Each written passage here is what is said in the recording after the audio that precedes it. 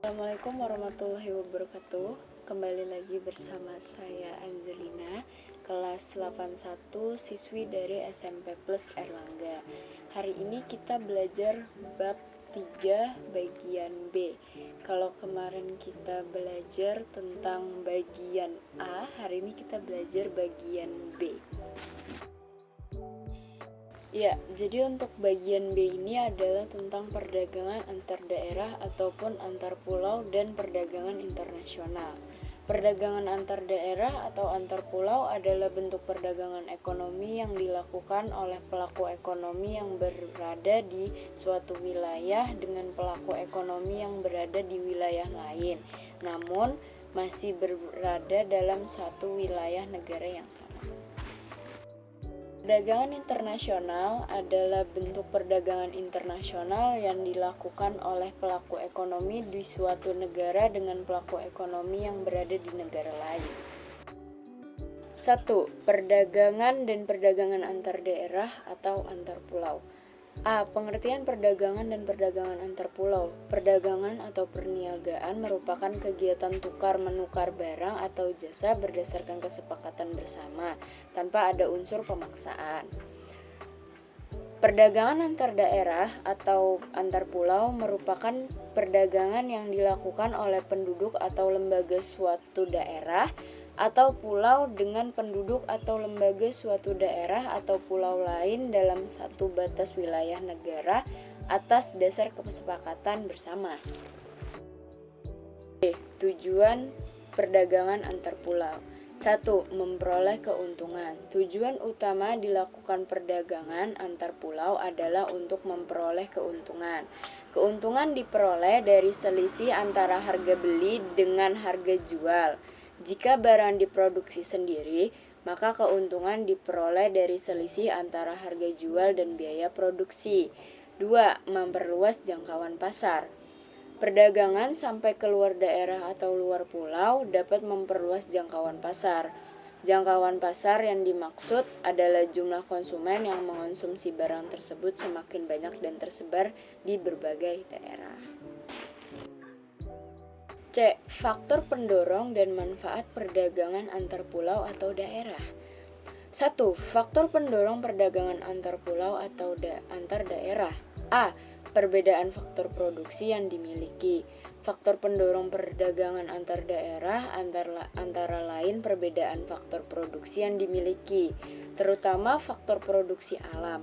Daerah Kabupaten Wonosobo, Jawa Tengah dengan tanah yang subur memungkinkan memproduksi sayur mayur yang banyak. B. Perbedaan tingkat harga antar daerah. Selain perbedaan kekayaan alam, perbedaan tingkat harga jual mendorong terciptanya perdagangan antar daerah. Manfaat perdagangan antar pulau atau antar daerah. A. Menyediakan alternatif alat pemuas kebutuhan bagi konsumen.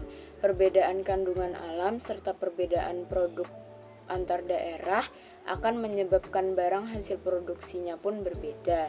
Dengan adanya perdagangan antar daerah atau antar pulau, konsumen dapat menikmati produk yang tidak diproduksi di tempat tinggalnya. B.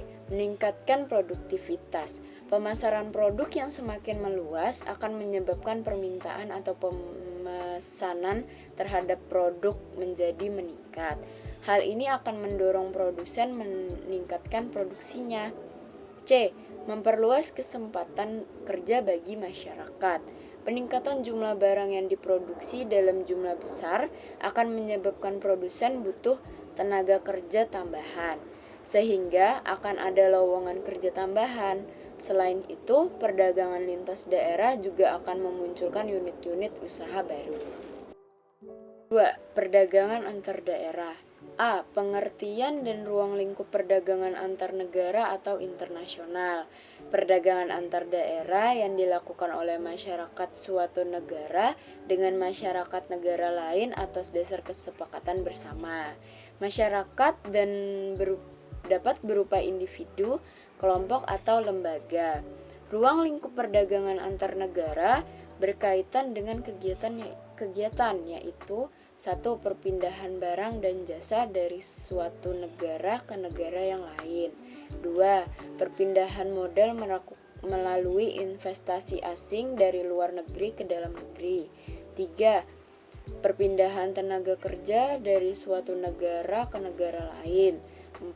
Perpindahan teknologi dengan mendirikan pabrik di negara lain. 5. Menyampaikan informasi tentang kepastian adanya bahan baku dan pangsa pasar. Aktivitas perdagangan antar negara ada dua, yaitu ekspor dan impor. 1. Ekspor. Ekspor merupakan kegiatan menjual barang atau produk ke luar negeri. Ekspor dilakukan oleh seseorang atau badan. Pelaku ekspor disebut eksportir. Tujuan utama kegiatan ekspor adalah untuk memperoleh keuntungan. 2. Impor. Impor merupakan kegiatan membeli barang dari luar negeri. Seseorang atau badan yang melakukan. Impor disebut impostor. Seorang impostor membayar barang yang ia beli dengan mata uang asing. Impostor dapat menukar uang rupiah dengan mata uang asing di bank dalam negeri, digunakan untuk membayar barang yang diimpor. C. Kebijakan pemerintah untuk mendorong ekspor. 1. Memberi kemudahan kepada produsen barang ekspor untuk meningkatkan ekspor. Pemerintah dapat memberikan kemudahan bagi produsen barang ekspor. Kebijakan yang mendukung peningkatan ekspor antara lain berupa kemudahan mengurus perizinan serta memberikan fasilitas kepada produsen barang ekspor. Fasilitas dapat berupa bantuan teknologi, pelatih inovasi produk, bantuan kredit dengan bunga yang rendah. 2. Menjaga kestabilan nilai tukar rupiah. Kestabilan nilai tukar rupiah sangat penting bagi eksportir karena nilai tukar yang stabil terhadap mata uang asing akan mempermudah para eksportir untuk menghitung biaya produksi produk ekspornya. Keadaan ini akan mengurangi tingkat kerugian eksportir untuk melakukan ekspor pada produk mereka. 3. Membuat perjanjian dagang internasional. Perdagangan internasional telah banyak dilakukan oleh beberapa negara. Perjanjian ini mencakup kesediaan masing-masing negara untuk menjadi pembeli atau penjual suatu barang, sehingga masing-masing negara memperoleh keuntungan. 4. Meningkatkan promosi. Mengenalkan produk dalam negeri di pasaran internasional. Promosi menjadi hal yang penting.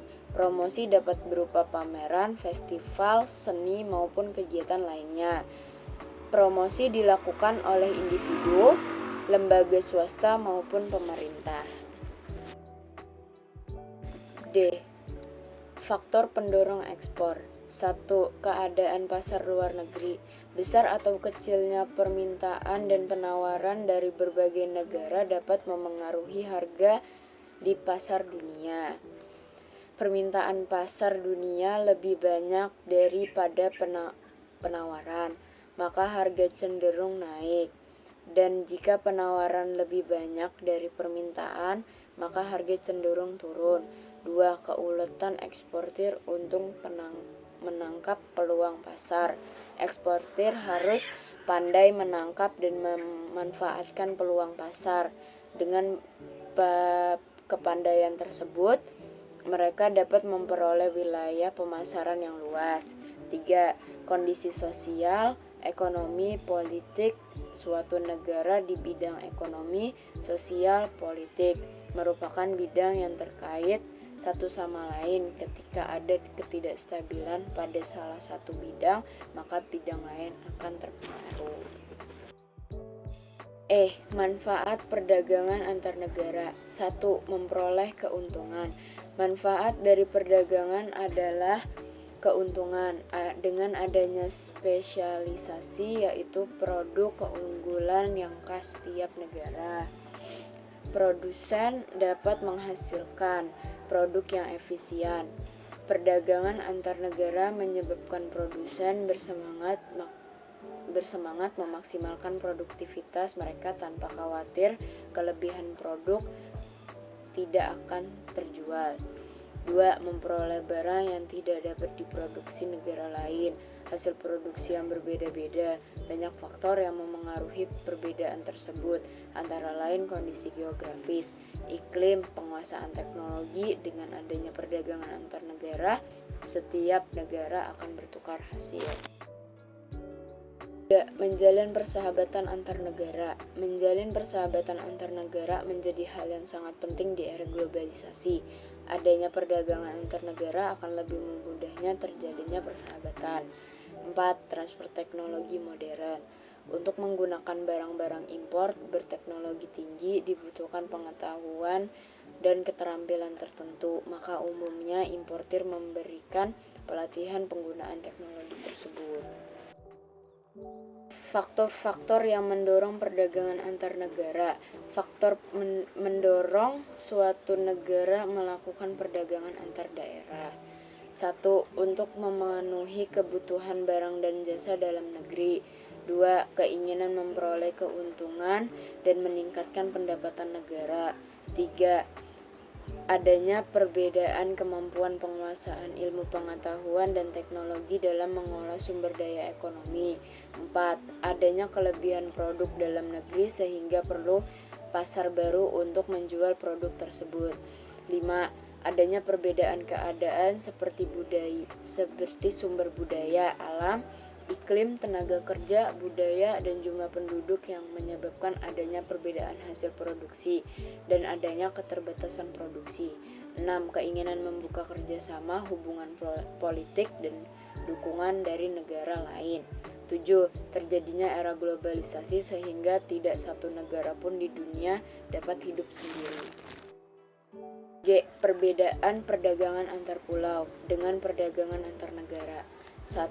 Peluang perdagangan yang lebih luas pada perdagangan antar negara. Suatu negara dapat menjual barang atau jasanya ke negara lain dan bisa membeli barang atau jasa dari negara lain. Dalam perdagangan antar pulau, kita hanya dapat melakukan perdagangan antar daerah atau pulau dalam lingkup suatu negara. 2. Adanya kedaulatan bangsa. Bangsa-bangsa yang mengatur aliran barang dan atau jasa, tenaga kerja, dan keuangan. Negara menunjukkan kedaulatannya di sini. Sementara di perdagangan domestik, aliran perdagangan berjalan secara bebas tanpa regulasi yang berarti dari negara. 3. Penggunaan kurs tukar. Negara-negara menggunakan kurs tukar yang berbeda-beda. Ini berbeda dengan perdagangan domestik yang hanya menggunakan satu kurs tukar. Perdagangan antar negara juga membutuhkan sistem keuangan antar negara yang dapat memastikan kelancaran mata uang ini. Dari saya, kurang lebihnya mohon maaf jika ada salah pembacaan atau salah penaruhan kalimat dan kesalahan ucapan dari saya mohon maaf. Kurang lebihnya mohon maaf. Terima kasih telah menonton video ini. Semoga video ini mencakup materi-materi yang kalian butuhkan. Terima kasih sudah menonton. Kembali lagi di video-video yang akan datang. Ditunggu guys. Terima kasih. Wassalamualaikum warahmatullahi wabarakatuh.